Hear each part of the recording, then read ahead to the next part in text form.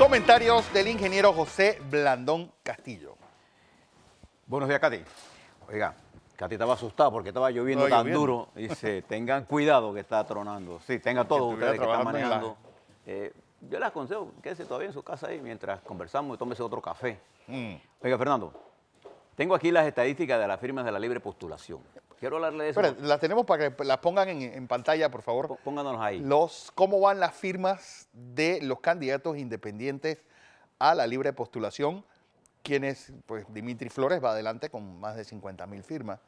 50.870, exactamente. 27.000, Ana Matilde Gómez. 27.418, Lombana con 10.662. Le sigue Gerardo Barroso con 8.546. Lo que quiero llamar la atención es lo siguiente. Presentadas en el caso del primero, ahí está. Mire las cifras. Dimitri Flores, 85 menos... 34. Le quedan 50 porque 34 fueron rechazados. Quiere decir, le rechazaron el 40% de las presentadas. Si usted suma todas las aceptadas, no llegan a 100.000. Está por ahí cerquita. No llegan. 50.000 o 27 más 10.000 son de 20, 90... a ver... Sí, 100.000 y algo. Eso representa el 0.4% del padrón electoral. Porque es 2.300.000. Sí, claro. Entonces, ¿quién le quiere decir con esto? Que primero no es tan fácil recoger firmas ni ser candidato independiente bajo candidato por la libre postulación, porque aquí así que se debe llamar. Me llama la atención cómo el señor Flores ha colocado el primero, pero con 50.000 de base.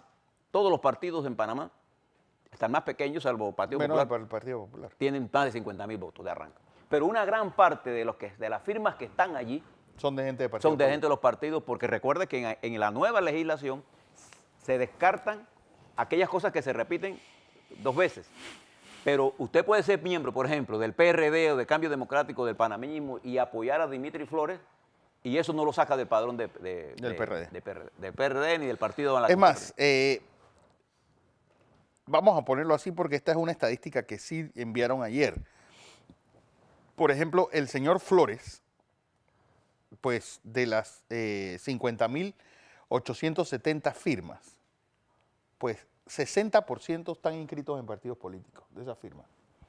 De Ana Matilde Gómez, por ejemplo, de las 39.000, bueno, del número de 27.418, 52.57% están inscritos en partidos políticos. ¿Y por qué, por ejemplo, en lo personal y político, por qué yo me opuse a que no se... Porque antes, y Ana Matilde lo sabe perfectamente, porque cuando ella corrió para diputada, la gente que se inscribía con ella no podía estar inscrita en un partido, de acuerdo a la ley de ese momento. O el que la firmaba renunciaba. O sea, te quedaba eliminado tácitamente al... Ahora, ¿qué podía impulsar esto? Que cualquier partido estaba interesado en impulsar un candidato independiente, lo apoyaba y sacaba de la corriente, de la circulación a las candidaturas por la libre postulación.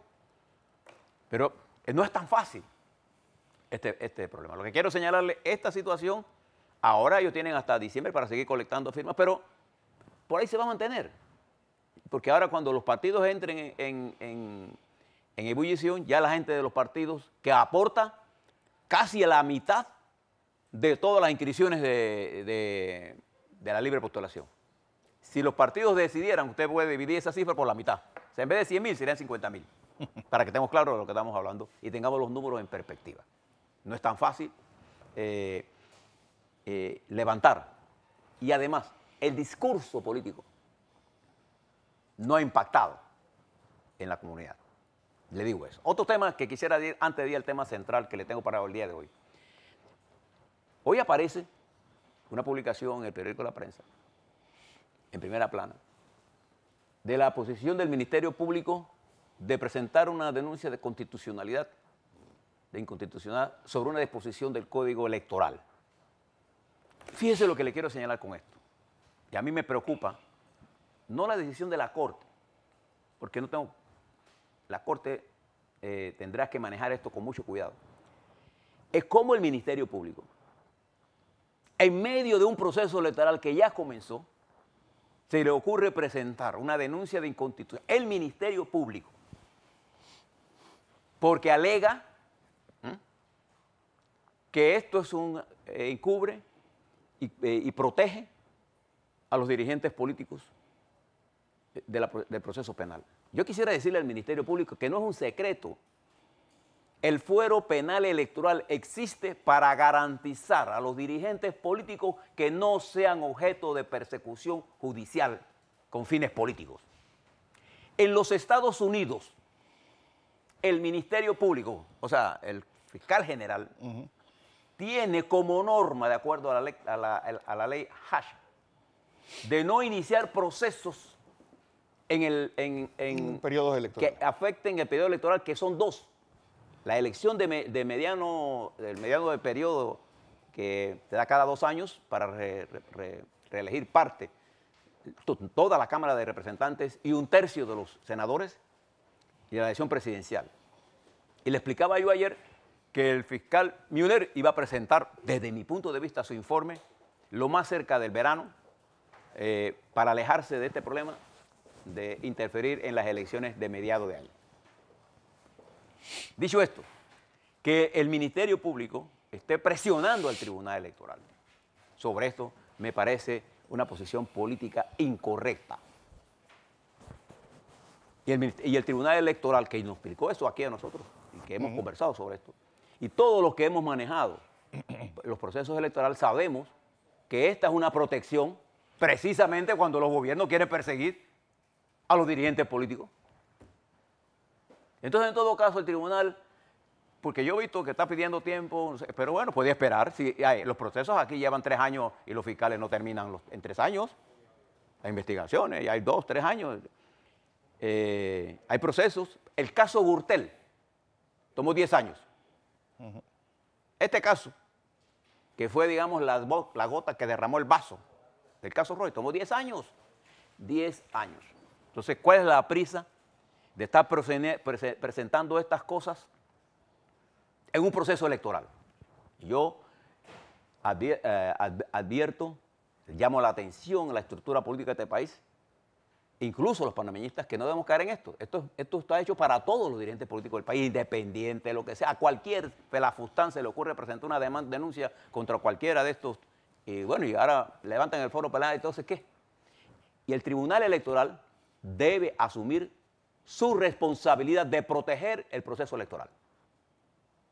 Ese es mi punto de vista. Quiero dejar sentado esta preocupación, más que por los resultados de la investigación. Si aquí nadie, en su sano juicio, puede estar opuesto a las investigaciones. Lo que pasa es que tiene que ser en el marco de la ley y la Constitución de la República de Panamá. Las reglas del juego electoral, señores fiscales, estaban hechas antes que ustedes pasaran esa demanda. ¿Por qué hacerla ahora? Cuando estamos ya en todo el calendario electoral pautado, se salen con esta denuncia. Esto es una presión. Por ejemplo, fíjese ahora, hay un caso ahora de Carrasquilla, el diputado Carrasquilla, Héctor Carrasquilla, que fue demandado ante la Corte Suprema de Justicia y el magistrado Ramón Fábrega tiene el caso. Bueno, así es que se tratan los casos de los diputados.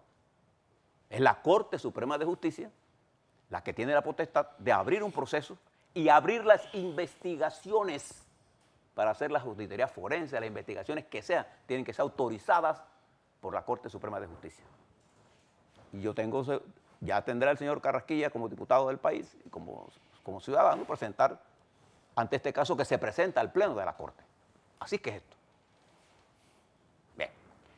Ahora quisiera hablarle un poco sobre la situación financiera del país. He escuchado mucha discusión sobre el tema y yo le he venido insistiendo durante mucho tiempo sobre la necesidad de que los panameños de todos los partidos, y aquí vamos a tener una entrevista con el presidente del Partido País, el amigo Toto Álvarez, pregúntele sobre esto, sobre cómo él mirará. Fíjese lo que tenemos enfrente. Tenemos un proceso electoral. La economía panameña atraviesa por una coyuntura global y coyuntural nacional.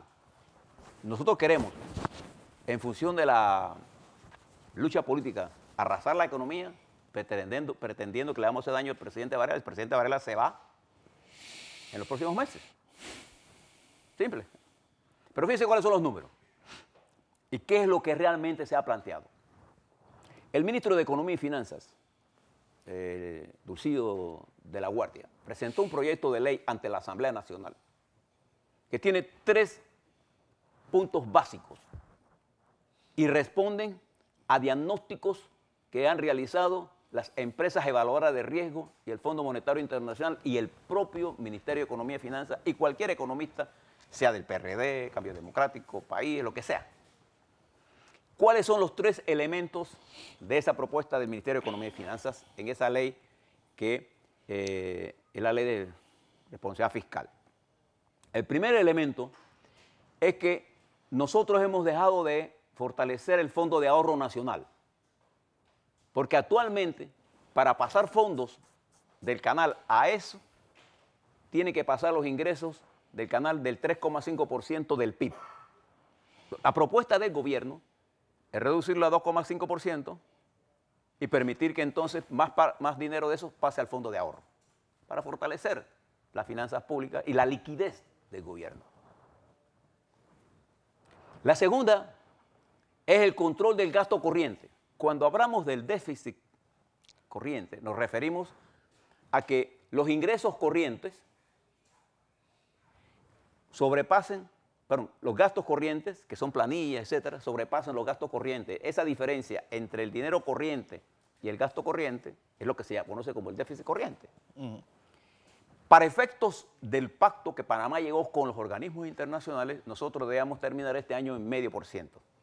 0,5%, que es casi nada. El gobierno está pidiendo llevarlo a 1,0, o sea, medio porcentaje, para hacerle frente a esa realidad. Estos 3 elementos ayudan a que nosotros mantengamos, ¿qué cosa? El grado de inversión. Actualmente, Panamá tiene grado de inversión. ¿Eso qué significa? Que la prima de riesgo, que se la explicaba excelentemente aquí don Fernando, y se entiende la prima de riesgo entre la diferencia que tengamos nosotros, o sea, la prima es la diferencia entre lo que tenemos que pagar y el bono norteamericano, que es el que se utiliza, bono de 10 años americano, que es el que se usa de referencia para nosotros. Hoy la prima de riesgo de Panamá es de 135 puntos, por debajo de la italiana y la española. Por eso tenemos grado de inversión. ¿Qué significa eso, grado de inversión? Bueno, que el dinero, el costo del dinero en Panamá, para los inversionistas en Panamá, privados e internacionales, y usted es más barato que si la prima de riesgo sube. Si Panamá no hace eso, perderíamos grado de inversión. ¿Y qué va a pasar inmediatamente, don Fernando? Sube la prima de riesgo. Y cuando aumenta la prima de riesgo, ¿qué pasa? Nos endeudamos más, viene la inflación y perdemos estabilidad macroeconómica. Esas son las cifras. ¿Cuál es la calificación que nos da el mundo hoy? Algunas los colocan en BB estable y otras calificadoras nos colocan en BAA 2 positivo. Eso nos da grado de inversión. Ese es un logro que vino desde la administración Martinelli. Y el presidente Varela hasta ahora, con los esfuerzos que hizo en el primer año de gobierno, estabilizando las finanzas públicas, ha logrado mantener el grado de inversión. Ese es un logro de Panamá. No de Varela, no de Martinelli, es un logro de Panamá. Entonces nosotros tenemos que planteando el siguiente problema. ¿Queremos los políticos romper esa estructura para llevar al país al caos? Porque en realidad es un proceso electoral. 3, 4 meses, cogemos quién nos va a dirigir, quien sea el que nos va a dirigir. Pero la ruptura de las finanzas públicas tomará años. El próximo gobierno, si estas cosas no se hacen, comenzará teniendo que aumentar impuestos.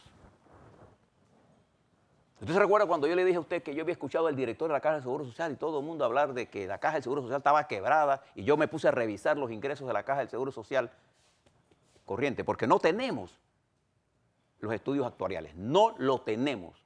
Y el que le está hablando de que hay que hacer ajustes a largo plazo en la Caja del Seguro Social sin tener los informes actuariales, le está hablando de algo que no conoce.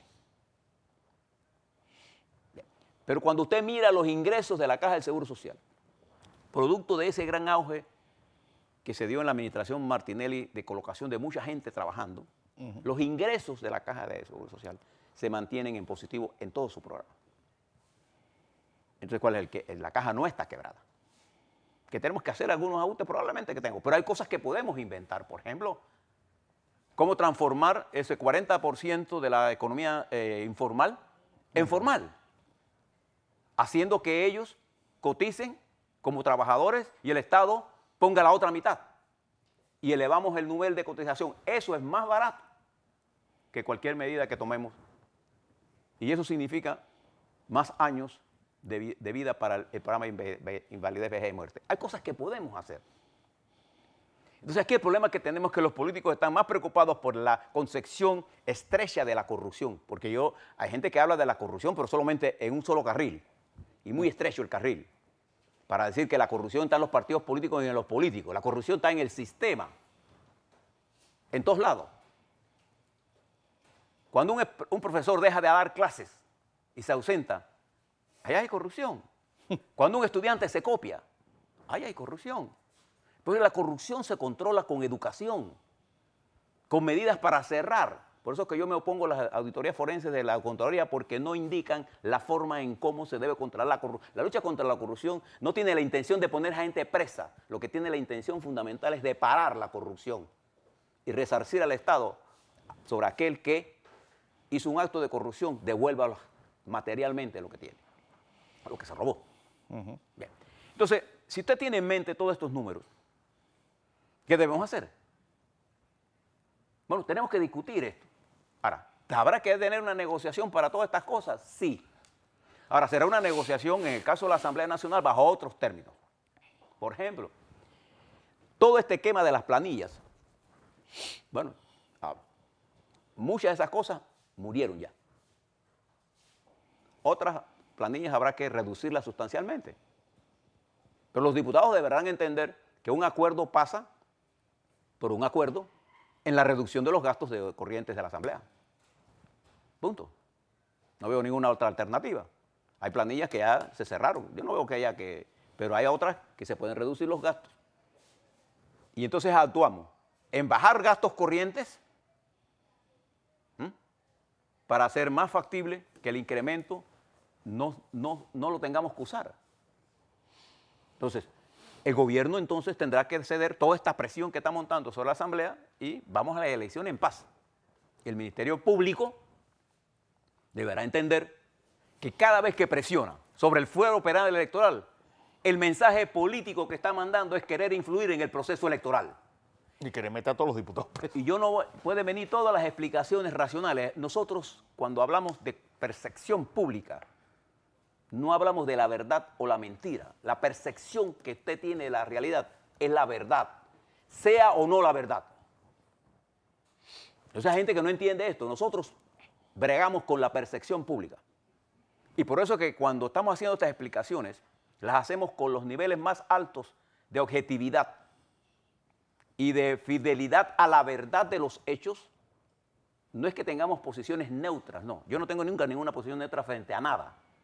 Pero yo le brindo a usted la mejor información para que usted tenga su mejor análisis. Porque mi compromiso aquí de todos nosotros es con la veracidad de los hechos. No es no tener opinión. No. Entonces, al resumen de todo esto, si usted le añade a este problema financiero las presiones internacionales sobre nuestro sistema de plataforma de servicio responsable del 85% del Producto Interno Bruto, entonces usted verá la necesidad que tenemos nosotros los panameños en este año electoral de cerrar filas frente a varios temas importantes. Le he contado cómo está el mundo internacional. Hay gente atentando contra nuestro sistema.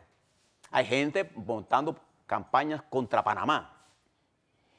Hay por ejemplo, el sistema, por ejemplo, de offshore. Tiene que cambiar. Panamá es más que eso. Nosotros tenemos una capacidad de poder crear nuevos productos para el sistema de servicios nuestros. Pero también tenemos que parar la campaña contra nuestros abogados. Entonces, hay todo un montón de cosas que tenemos que hacer. Son 5 o 6 cosas que tenemos que hacer y que tenemos que entendernos para ir al proceso electoral. Y termino con estas cosas. Fíjese en España.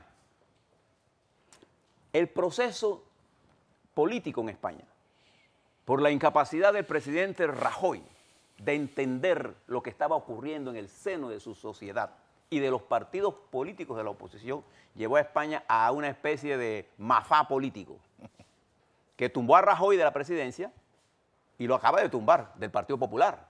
Pero el Partido Socialista, que empieza a gobernar en minoría con todos los ministros socialistas, no tiene control de la estructura política. ¿Y qué va a hacer lo primero que hace? Que el populismo que van a introducir va a afectar duramente la calificación de riesgo de España.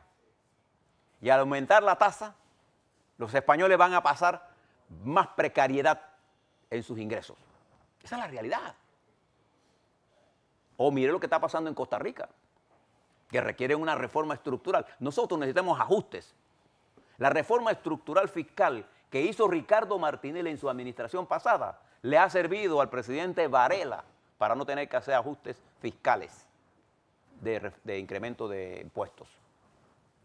Solo que hizo una reducción del financiamiento de los subsidios eléctricos que representaron una disminución de 400 millones, pero muchos subsidios de esos que hoy se dan aquí en Panamá habrá que eliminar. Y el próximo gobierno tendrá que pensar en mejorar ingresos o reducir drásticamente los gastos y mejorar la eficiencia del Estado. Estas son cosas que a la gente no le gusta hablar y que piensa que cuando uno la dice es porque está a favor de Varela. No, yo no estoy a favor de Varela o no. Yo sí quiero que el presidente termine en los mejores términos posibles. Sí. Se lo confieso de verdad. Yo quiero que Varela termine en los mejores términos posibles. Porque al terminar en los mejores términos, el presidente entrante o presidenta recibirá un Estado en mejores condiciones para replantearse las políticas que él crea que debe replantearse en ese momento. Pero si apostamos todos a la liquidación de Varela y ellos liquidamos el país, ¿para qué queremos elecciones? Por eso le pedí al Ministerio Público, ¿para qué insistir en interferir en el proceso electoral? A ver, ¿para qué? Cuando lo que necesitamos es el proceso más abierto y democrático. 6 o 8 meses de procesos judiciales, ninguno de esos procesos va a terminar ahora. Entonces, ¿para qué meterle candela a algo que no va para ningún lado? Solo va a crear más inestabilidad.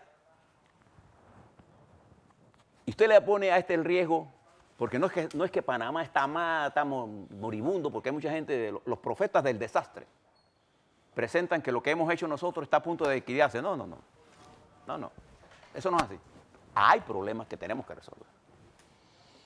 Pero, como hemos perdido la brújula, Fernando, y usted que conoce de economía política, el populismo nos está comiendo. Y no hay nada peor para un mundo altamente competitivo que el populismo. Si usted quiere mirarse en cualquier ejemplo, busque aquellos países que cayeron en el populismo. Y fíjense que los países que salieron del populismo, vale decir, la República Popular China, la República Rusa, Polonia, Hungría, para mencionar algunos. Y si Venezuela sale del populismo, esos países jamás pensarán regresar al populismo. Jamás. Porque el populismo no es la solución. La solución es la economía integral, participativa, equitativa. Para eso se requiere talento, pero también se requiere una dosis de entender lo que va a pasar. Si usted quiere cambiar de dirigente, busque gente con experiencia, gente que sepa hablarle de estas cosas. No musiquitas al oído. Nada en la vida, y usted lo sabe mejor que nadie. Usted que es mamá de casa, que mantiene niños, usted que es un trabajador, que se para y no alcanza, usted sabe que para educar a su hijo, usted tiene que trabajar duro. Bueno, en la vida, todo lo que se consigue fácil, así se acaba. Así se acaba. Así es.